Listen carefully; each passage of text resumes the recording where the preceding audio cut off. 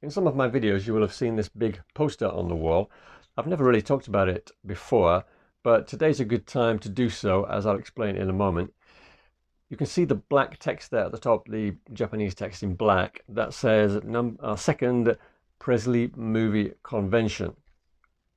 And in the middle there, it's got that great illustration. I don't know whether the artist drew Elvis standing up and then turned it on its side, or whether she drew him like that, looking as though he's lying down on stage. Either way, I really like that illustration. Below, down there, below the picture, you can see some text in the white section just below the picture. And if you look over on the left there, you can see some numbers, 72-226. That is the date, February the 26th, 1972, which was a Saturday. And then you can see some black text and red text below that, still looking on the left side there. And it's telling you that there is a showing of two Elvis movies from 1:30 in the afternoon, and then again from 5:30 in the evening. The two movies are Frankie and Johnny and Clambake, or as it was known in Japanese, Blue Miami. The evening showings were for the same two movies, and the information on the right there is just ticket prices and where you can get the tickets and so on. So what I hope to do with this series of videos is review a couple of Elvis Presley's soundtrack LPs. There were 17, of course, from King Creole all the way to Speedway in 1968. So at some point I'll have to do a video with 3 movies soundtracks or just one. And I'm not going to be reviewing the movies, but I'll be referring to the movies as and when necessary. But it's just going to be looking at the soundtrack albums, including the bonus songs as well. Now, listening to the music on the album can be very different to hearing the music in the movies. Sometimes it's better to watch the songs being performed, and sometimes it's better to hear them on the albums. But as I say, I'm just going to be looking at the albums, and what better place to start than the two movies, or the two movie soundtracks mentioned on this poster here, Blue Miami and Blue Miami Clambake and Frankie Johnny, the 12th Elvis Presley soundtrack LP, which came out in 1966. And like a lot of his soundtrack LPs, it actually begins with a strong title song, theme tune.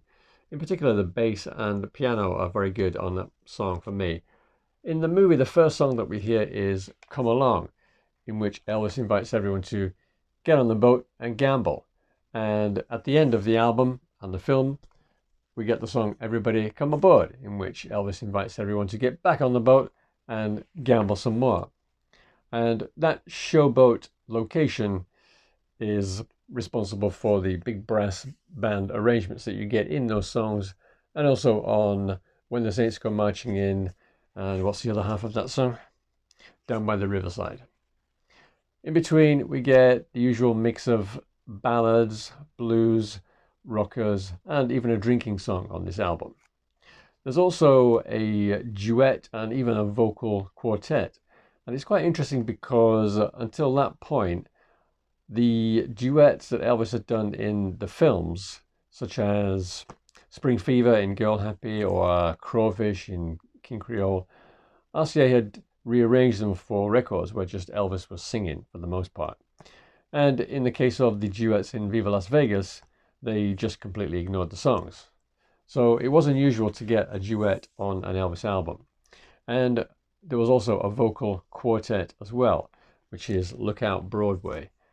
And that song comes in the movie when the fortunes of the group are changing. It looks like they're going to be successful and get to New York. And it's a fun song. I like the lyrics and especially the interaction between the older couple. For me, the least successful songs are Chese, which never really excites despite the gradual increase in tempo, and What Every Woman Lives For, a song that's never really done very much for me. In fact, even one of the composers actually agrees with me, so I'll just quote you what Mort Schumann says in this book here, Writing for the King. So Mort Schumann said, "I didn't like that song particularly, and I didn't care what happened to it. Without knowing it, with songs like these, we were probably contributing to the total decline of Elvis, and I could have been contributing to mine as well." Not high praise, really, is it? Another song that sadly doesn't work for me is the blues song Hard Luck, which is a shame because Elvis didn't do too many blues songs on his soundtrack LPs. I think it's probably because of Elvis's vibrato. Around about that time, his voice was getting deeper, and I think he was using his vibrato more as well. Whether that was a coincidence or not, I don't know. And the combination of that vibrato and the blues just doesn't really work out for me. The best ballad on the soundtrack is Please Don't Stop Loving Me. And I'd like to read another quote from this book, this time from the writer Joy Byers. And she says, Please Don't Stop Loving Me is a Latin-flavored song with a good melody. It had a melancholy feel. It's like the feeling when you first fall in love and you know it's not going to last. And that's a really interesting quote because when you see the film, when you see the song in the film, you don't get that feeling at all. It's an Elvis movie, so you know that she's going to give in eventually and she's going to keep loving him and everything's going to work out fine. And I also particularly like the piano in that song, not just the playing, but the sound of it. It sounds like it's coming from the next boat. Apart from Frankie and Johnny and Please Don't Stop Loving Me, I think my favourite song on the album is probably Shout It Out. It's really the only song on the album that comes close to being a rocker, and it's got a lot of energy and a positive lyric as well. Speaking of lyrics, you didn't think I'd forget Petunia the gardener's daughter, did you? Who could forget the lyric? And who is responsible for that? Well, it was Tepper and Bennett. And what do they have to say about that song in this book here? Absolutely nothing. But I bet they were laughing like a couple of teenagers when they came up with the line, into her garden and make Petunia's tulips mine. This album, to be honest, is not one of my favourite soundtrack LPs. In fact, it's one of my least favourite. And I actually prefer singing most of the songs to listening to them.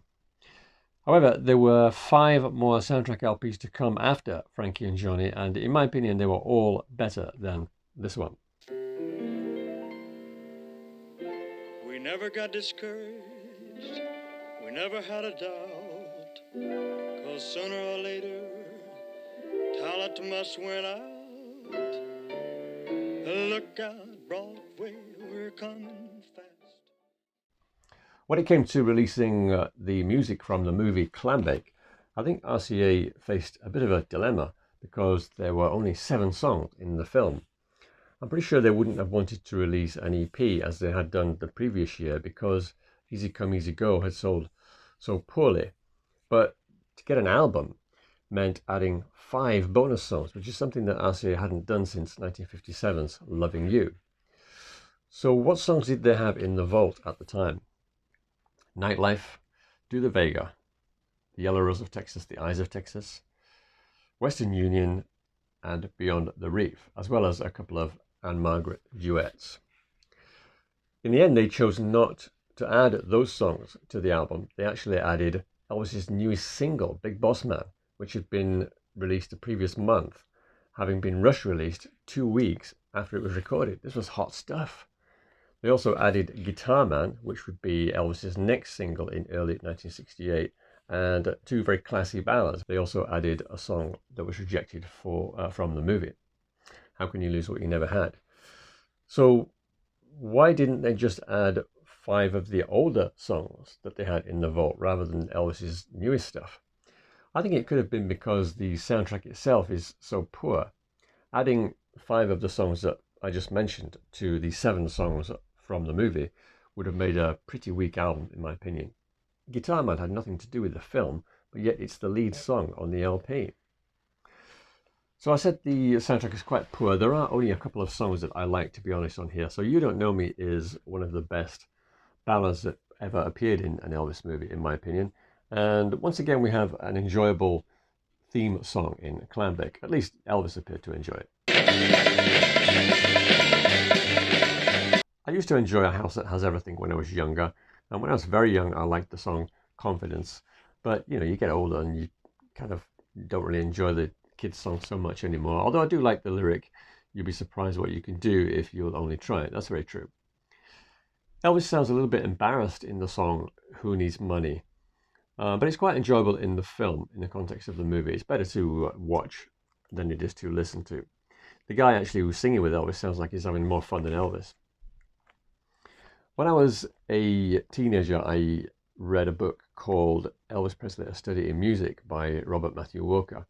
Read it many, many times actually, so that, in fact, I can remember some of the quotes. He described golden coins from the movie Harum Scarum as rock bottom. I think the exact sentence was, with golden coins we reach rock bottom. But in my opinion, Elvis's rock bottom moment was on this album here. It's not Who Needs Money, and it's not Confidence, so it must be Glycooxytonic phosphate, it's the latest scoop. But that's all right, girls, you can call it goop. What a dreadful song, really, isn't it? I'm sorry if you like it, but the woman who wrote that song, Joy Byers, she described it as straight ahead rock and roll. But she's taken that vocal melody straight from Rock and Roll Cliches 101. It's so formulaic. And they did this throughout the 1960s with Elvis's movies, right until the Speedway album, actually. They gave him these melodies that sounded about 10 years out of date. And some of them worked and some of them didn't. This one doesn't work at all, and it gets even worse at the end with these lyrics. Before I down and have some fun, and I'm gonna kiss you all one by one. So Clambake, the album, for me, really embodies the phrase from the sublime to the ridiculous. On the one hand, you have 10 out of 10 stuff like Guitar Man, Big Boss Man, Just Call Me Lonesome, and You Don't Know Me. But on the other hand, you have dross like Hey Hey Hey. But hey, hey, hey, that's an Elvis soundtrack album for you.